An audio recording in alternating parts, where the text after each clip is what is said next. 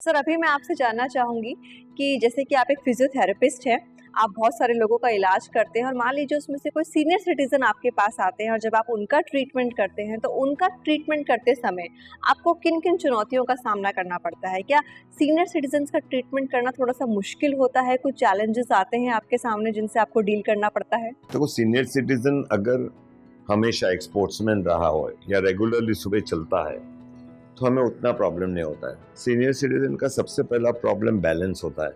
ज़्यादा से ज़्यादा लोग जो 60 साल की उम्र के बाद रहते हैं, जो ज़्यादा करके उन लोग का हिप में फ्रैक्चर होता है या गिरते हैं, वो बाथरूम में गिरते हैं। तो मैं कभी भी कहूँगा जो सीनियर सिटीजन अगर घर पे है तो बाथरूम के अंदर स्लिप फ्री मैट आता है, मैट रहना ज़रूरी है। तो मेरे को लगता है साबुन लगने से फिसल जाता है पैर, तो फ्रैक्चर बचाने के लिए। तो सबसे ज़्यादा हम लोग देखें कि बॉडी में कैल्शियम के कमी होने से हड्डी जितना ताकत होना चाहिए वो हड्डी में नहीं होता है, तो सीनियर सिटीजन में ज़्यादा होता है।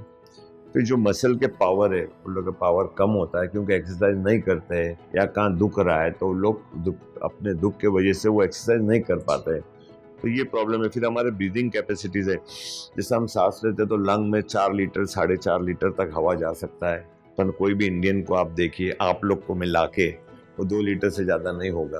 तो हम लोग उसमें भी कंजूसपना करते हैं, सांस बराबर लेते नहीं हैं।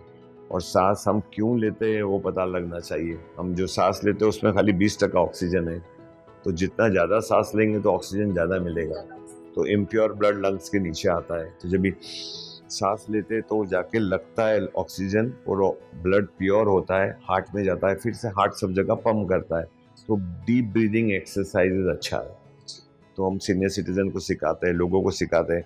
मेरा एक प्लान है कि जैसे हम जिम जाते हैं बॉडी बिल्डिंग के लिए, ऐसा बहुत जल्दी इंडिया में जिम्स आएगा जो खाली सीनियर सिटीजन के लिए रहेगा। तो उसमें ज़्यादा वेट उठाने की ज़रूरत नहीं है, हम उन्हें बैलेंस एक्सरसाइजेस सिखाएंगे, जैसा खुद के शर्ट पहन सके, कप को बैलेंस करके उठा सके। तो उन लोग एक जिम अलग होगा, बैंड एक्सरसाइज होगा जो ज़रूरी होगा। ज़्यादा हम बैलेंस पे काम करेंगे और जो घर का काम कर सके वो उसके लिए होगा। ब्रीदिंग पे हम लोग ज़्यादा ध्यान देंगे, जब तक है सही रहे और खुद अपने आप से खुद इंडिपेंडेंट रहे। बिल्कुल।